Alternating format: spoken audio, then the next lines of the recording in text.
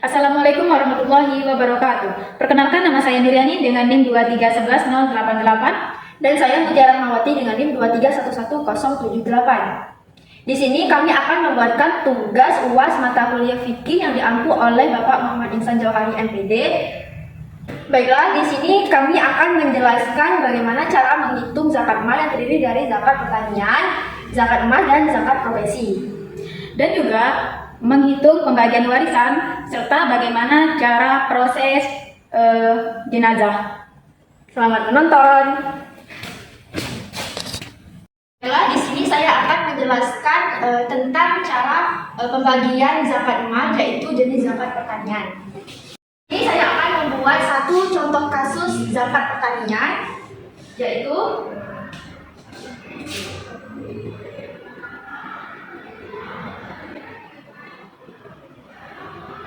Pak Hasan.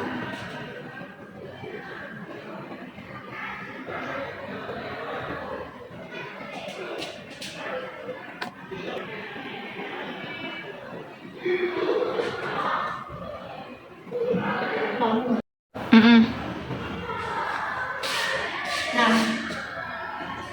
Pak Hasan adalah seorang petani gandum. Dalam satu musim panen, ia memperoleh hasil bersih sebesar 1.200 kg gandum. Nah, seluruh pengairan sawahnya menggunakan air hujan.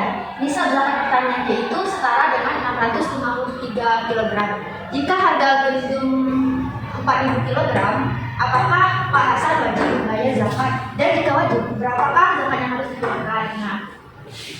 Nah, Pak Hasan ini wajib membayar zakat pertanian karena hasil bersih pertanian gandumnya yaitu sudah melebihi nisab zakat pertanian, yaitu 653 kg. Nah, hasil bersihnya kan 1.200 kg. Nah, nisabnya yaitu 653 kg. Berarti hasilnya yaitu sudah melebihi nisab. Berarti Pak Hasan ini wajib untuk membayar zakat pertanian. Nah, karena pengairan sawah Pak Hasan ini menggunakan air hujan, maka zakat yang harus dikeluarkan oleh Pak Hasan ini yaitu sebesar 10% dari hasil pertanian. Nah, kenapa 10%? Karena dia menggunakan air hujan, tidak menggunakan biaya apapun. Nah, jika menggunakan biaya untuk perawatan pertaniannya, maka wajib membayar 5% saja. 10% ini dikali dengan hasil gandumnya, yaitu 1.200 kg. Nah, 10% dikali 1.200 kg ini sama dengan 120 kg gandum.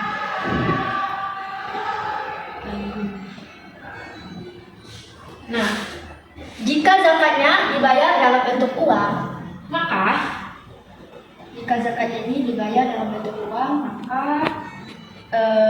120 kg ini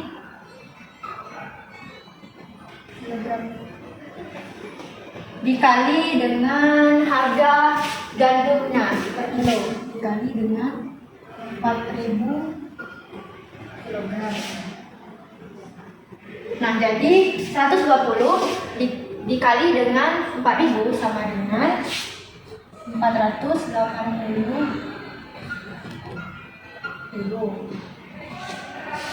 Jadi zakat yang harus dikeluarkan oleh Pak Hasan yaitu sebesar 480.000.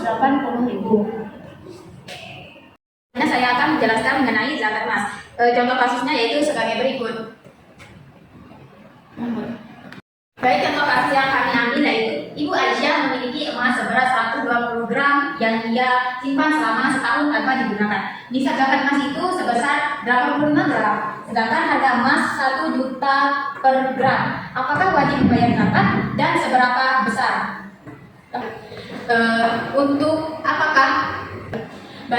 Apakah wajib bayar zakat? Jawabannya wajib, karena Ibu Aisyah tadi kan memiliki emas seberat 120 gram, sedangkan nisab zakat emas itu sebesar 85 gram. Berarti 120 gram sudah melebihi 85 gram. Jadi Ibu Aisyah wajib membayar zakat. Dan seberapa besar? Kadar emas itu diketahui berat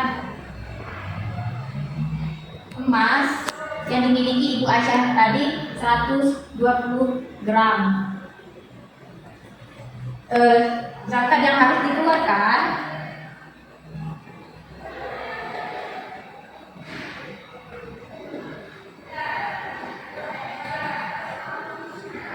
harus dikeluarkan Ibu Aisyah yaitu seberat 2,5%. 2,5% ini kita dari mana dapat? Dari kadar zakat emas. Sedangkan 120 gram ini yang dimiliki oleh Ibu Aisyah. Penjelasannya 2,5% dikali 120 gram hasilnya yaitu 0,025 di 2,5% dikali 120 gram. 2,5% diubah menjadi pecahan biasa yaitu 0,025. 0,025 yaitu hasil dari 2,5%. Berarti dikali 120 gram. Hasilnya yaitu 3 gram. 3 gram emas. Gram emas tadi 3 gram emas itu dikali dengan harga emas yaitu 1 juta per gram.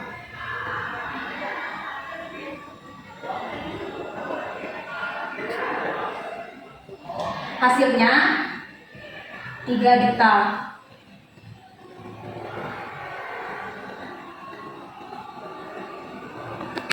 Ini adalah dalam bentuk uang.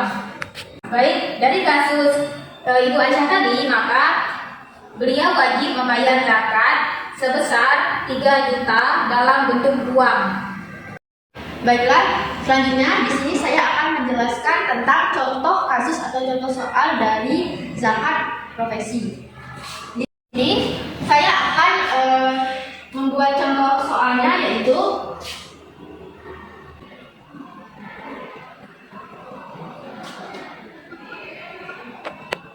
Bu Anita adalah seorang dokter dengan gaji bulanan sebesar 30 juta rupiah. Nah, setiap bulan Bu Anita ini menghabiskan 10 juta rupiah untuk kebutuhan hidupnya dan ia tidak memiliki utang sama sekali. Kisah zakat profesi ini setara dengan nilai 85 gram emas dan harga emas saat ini yaitu sekitar 1 juta per gram. Nah, Ibu Anita ini apakah wajib membayar zakat? Jika wajib, seberapa besar? 85 gram ini kita kalikan dengan harga emasnya yaitu 1 juta. Berarti 85 gram dikali 1 juta sama dengan 85 juta. Nah, jadi jika hasil gaji dari bulanan Ibu Anita ini melebihi 85 juta ini, berarti Ibu Anita ini wajib untuk membayarkan zakatnya, yaitu di sini penghasilan bersih bulanannya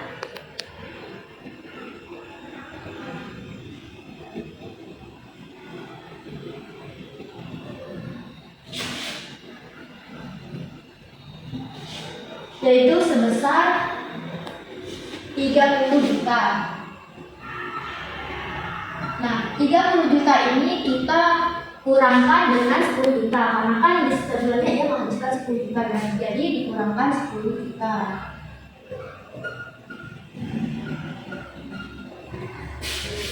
Berarti hasilnya yaitu 20 juta. Nah, penghasilan ini kan penghasilan bersih bulanan, sekarang tahun. Penghasilan bersih tahunnya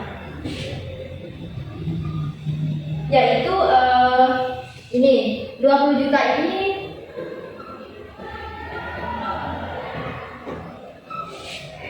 kita kalikan dengan jumlah bulannya. Jumlah bulan itu kan ada 12 bulan, jadi kita kalikan dengan 12.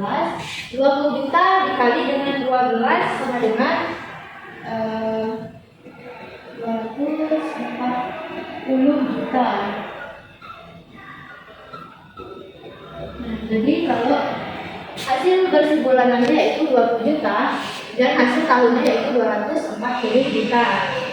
Nah, karena 40 juta ini lebih besar dari nisab, berarti ibu wanita ini wajib untuk membayarkan zakatnya. Nah,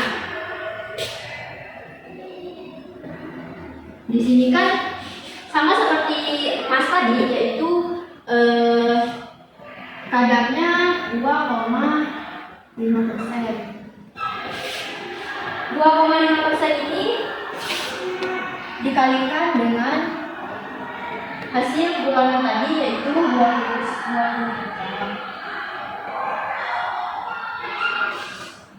20 juta,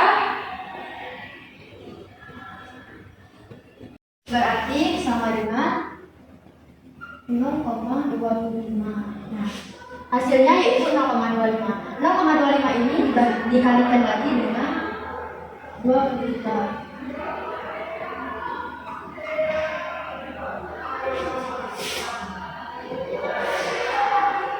Hasilnya yaitu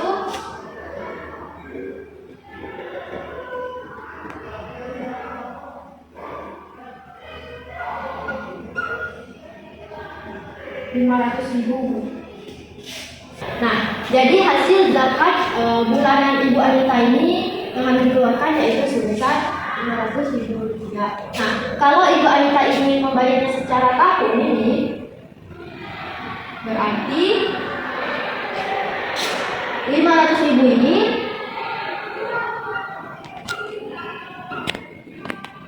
dikali dengan 12 yaitu sebesar 6 juta rupiah. Nah, jadi zakat yang harus dikeluarkan oleh Ibu Anita per bulannya yaitu sebesar 500.000. Kalau ia ingin membayar secara tahun, yaitu dia harus membayar sebesar 6 juta rupiah. Selanjutnya di sini saya akan menjelaskan tentang materi selanjutnya yaitu contoh kasus warisan. Di sini soal yang pertamanya yaitu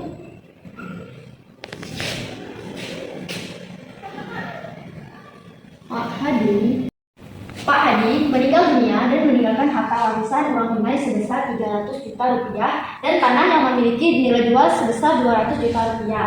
Nah, Pak Hadi ini memiliki 3 orang anak, yaitu 2 laki-laki dan 1 anak perempuan, dan dia juga meninggalkan 1 orang istri. Nah, Pak Hadi ini tidak memiliki hutang yang harus dilunasi atau dibayar. Pembagiannya yaitu bagian istri ini 1/8 dari seluruh harta warisan jika punya anak. Nah, 1/8 ini dikali dengan hartanya yaitu 300 juta ditambah dengan tanahnya tadi 200 juta. Hasilnya yaitu 500 juta. Nah, 1/8 ini dikali dengan 500 juta yaitu hasilnya sebesar 62.500.000 rupiah. Jadi istrinya mendapatkan 62.500.000 rupiah. Nah, bagian anaknya yaitu ada 500 juta ini dikurangi dengan 62.500.000 rupiah.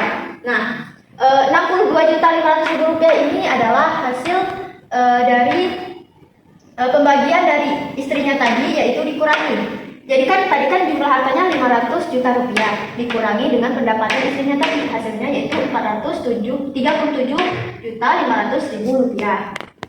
Nah, untuk anak laki-lakinya yaitu mendapat 2/4 dikali dengan hasil ini yaitu 437.500.000 rupiah. Hasilnya yaitu 218.750.000 rupiah.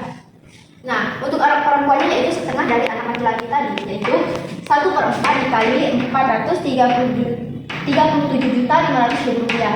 Hasilnya yaitu 109.375.000 rupiah. Tadi kan ada 2 anak laki-laki dan 1 anak perempuan. Jadi pembagiannya yaitu anak laki-laki pertama ini mendapatkan 218.350.000 rupiah dan sama juga anak kedua laki-lakinya juga mendapat sekian. Nah, Jadi pembagiannya yaitu istrinya mendapat 62.500.000 rupiah, anak perempuannya yaitu mendapat 109.375.000 rupiah, dan anak laki-lakinya yaitu mendapatkan 218.750.000 rupiah.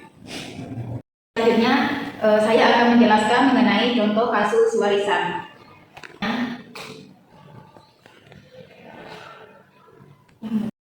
Inilah contoh kasus tentang warisan dan cara penyelesaiannya, di mana Bapak Ahmad meninggal dunia dan meninggalkan harta warisan sebesar 150 juta dan ia memiliki ahli waris seorang istri, satu anak laki-laki dan satu anak perempuan.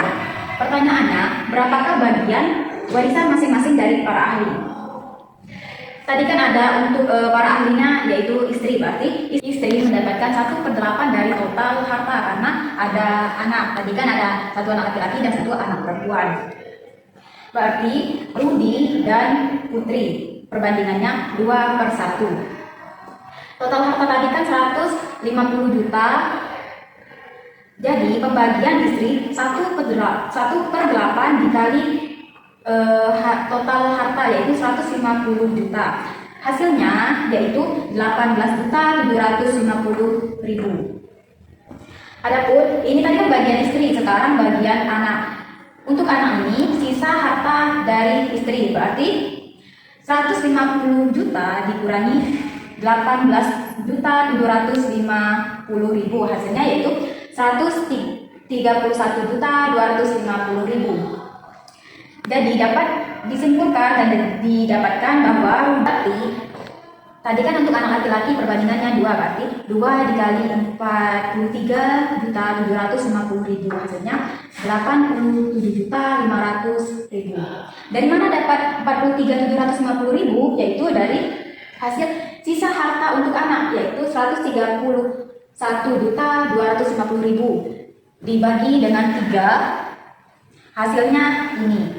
Sedangkan untuk anak perempuan 1/1 dikali 43.750.000, hasilnya 43.750.000 rupiah. Jadi bagian warisan masing-masing mendapatkan untuk istri 18.750.000, untuk anak laki-laki 87.500.000, dan untuk anak perempuan 43.750.000. Itulah salah satu contoh kasus warisan.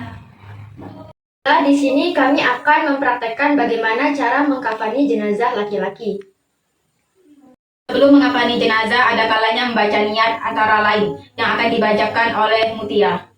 Bismillahi wa ala millati rasulillahi nawaitul takfina hazil mayyiti fardul kifayati lillahi ta'ala. Dengan menyebut nama Allah dan agama Rasulullah, saya niat mengkafani jenazah laki-laki ini fardu kifayah karena Allah Ta'ala. Pertama-tama siapkan 5 helai tali kafan jenazah yang telah diukur sesuai dengan tubuh jenazah. Pasangkanlah tali kafan yang telah disediakan tadi.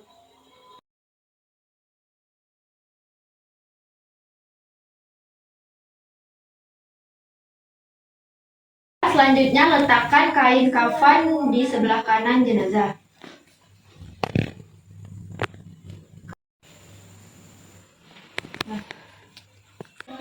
Selanjutnya letakkan kain kafan di tengah.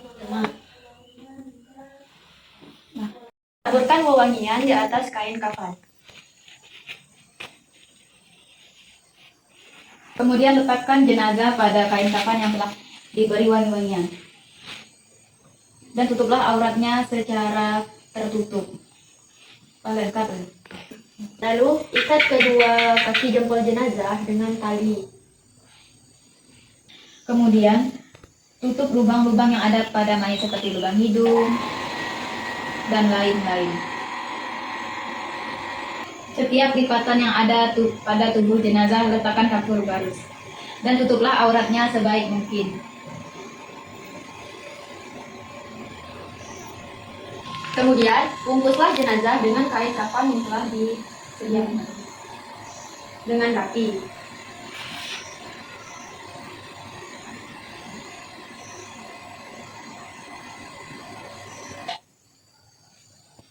Udah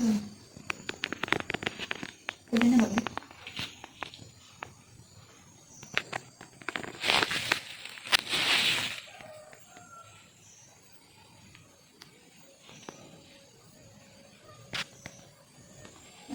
Kemudian tarik kain pembungkus mayat tadi dengan pelan-pelan.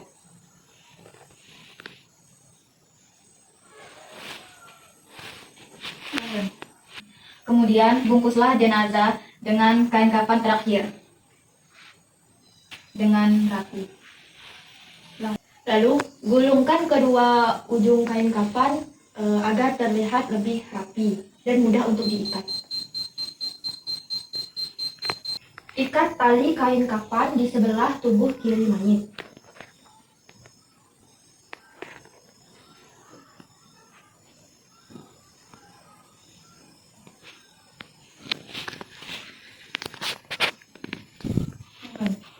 Baik, selanjutnya kami akan mempraktekkan cara memandikan jenazah laki-laki. Pertama-tama letakkan jenazah pada tempat pemandian jenazah.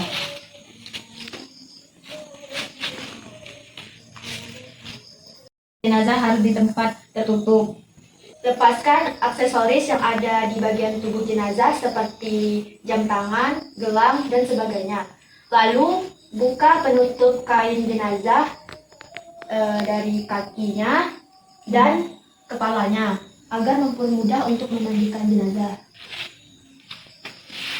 Kemudian bungkukkan tubuh jenazah dan urutlah perut jenazah perlahan-lahan agar kotorannya keluar.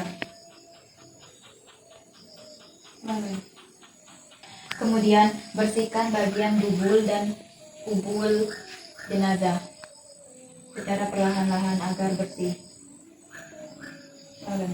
Kemudian wudulah jenazah seperti berwudu pada umumnya. Kemudian bersihkan tubuh jenazah dengan sabun dan sampo.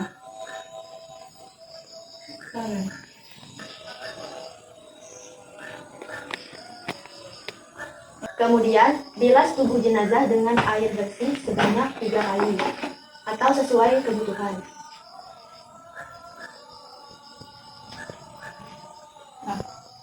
Air untuk membilas mayit dicampur dengan daun bidara atau wewangian sebanyak 3 kali atau sesuai dengan kebutuhan. Kemudian keringlah tubuh jenazah menggunakan handuk yang bersih.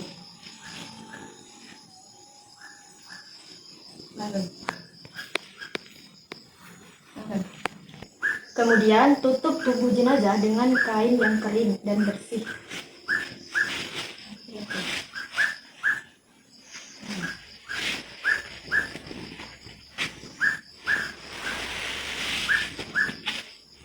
Baik, itulah materi yang dapat kami paparkan dan kami sampaikan.